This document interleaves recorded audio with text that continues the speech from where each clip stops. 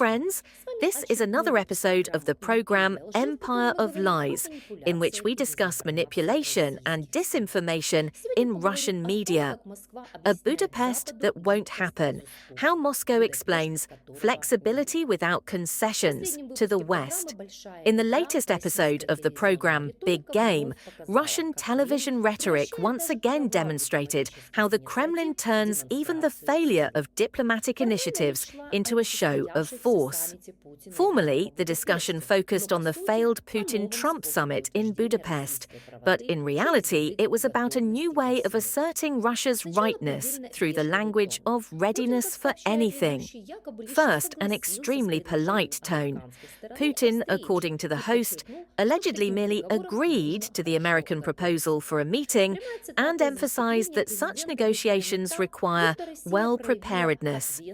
The direct quote from the president's speech is framed as if Russia demonstrated responsible maturity, while Washington demonstrated capriciousness. It was the American side that postponed the meeting. Thus, Moscow is crafting a narrative not of isolation, but of its own excessive readiness for dialogue, which the West is supposedly thwarting. But just a few minutes later, the same program strikes a completely different note, a warning. Russia is ready for any development. Dialogue, it turns out, is possible, but only if its basic security interests are recognized. In other words, a conversation only on our terms. This is the key formula of the Kremlin's current foreign policy rhetoric, a combination of softness in form and a harsh ultimatum in content. Here's what Putin said about the possible use of long-range systems against our country. Let's hear it. An attempt at escalation. But if such weapons are used to strike Russian territory, the response will be very serious, if not stunning. Let them think about it. It must be said Trump did give up the base. He just said the day before yesterday in an interview with you, or in response to journalists' questions, I don't remember now, that this would be the use of weapons by the Americans, since the Ukrainians can't do it. Absolutely. The only weapon that actually exists, and which in fact is the subject of so many copies, are those very same Tomahawk missiles. But at the same time, experts have explained many times that Ukraine cannot use Tomahawks independently. And before Trump, when he said that it was impossible to study Tomahawks in less than 6 months, we said this here in this studio several times. And here, several times, we have also said that only the Americans can use them. There are only 2 centers where Tomahawk flight charts are encrypted, Norfolk and Hawaii. In fact, their operation has always been handled by the US Navy. This underpins the rest of the program. The hosts and experts explain in detail to the viewer that it is impossible to force Putin to give in, that any attempts at pressure will only lead to a clear and harsh response. Against this backdrop, sanctions become less a threat and more of a cleansing ritual.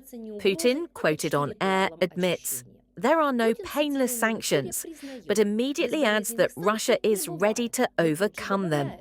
This isn't about specific measures, but about psychological mobilization, the idea that suffering is a sign of strength. Particular attention is paid to the energy theme. If Trump, they say, decides to impose energy sanctions, Russia will not leave the market.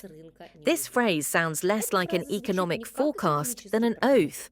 The program doesn't discuss how sanctions will affect investment, domestic revenue, or the social sphere. Only the moral side of the confrontation is discussed. Losses are acknowledged, but in the same spirit as in old Soviet films, where they acknowledged difficulties for the sake of a great goal. The main thing this program does is translate any foreign policy failure into the language of dignity, a cancelled summit, so the US is afraid of an honest conversation, sanctions, so they're afraid of a strong Russia, postponing the talks. So Moscow has demonstrated its commitment to principle. From fragments of doubt and failure, a coherent structure of self-respect is built, in which concessions are impossible because they are perceived as a betrayal of the very idea of the state. For a European observer, it is important to understand this is not a random play on words, but a deliberate survival strategy for a regime built on a sense of permanent siege. Russia does not seek dialogue, it demands recognition, and it perceives every refusal not as a diplomatic procedure, but as a moral insult. You've been on the Empire of Lies program. See you soon.